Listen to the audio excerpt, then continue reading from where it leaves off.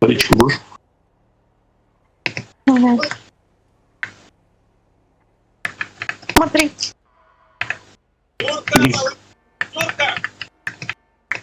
Не иди сам.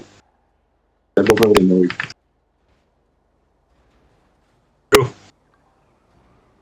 Ні. Ще не. Да. Що це маленькі? Ким прози возиться маленькі?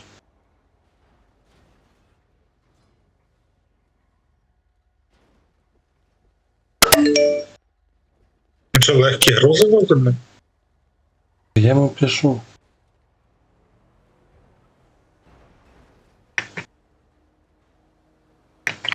Взял бы и написал бы. Что ты...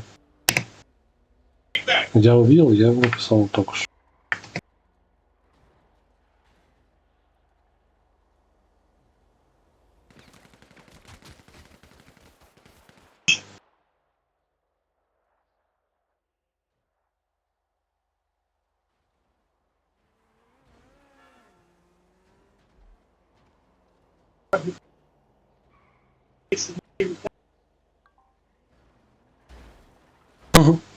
Прикинь, меня только что убили.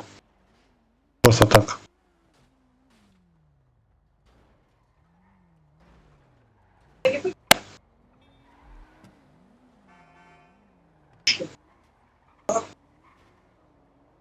Окей.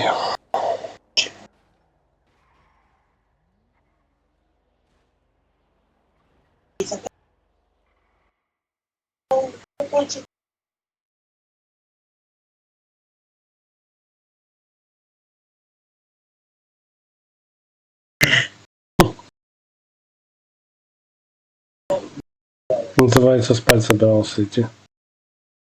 Сейчас у меня сейчас занятие будет. Что делать?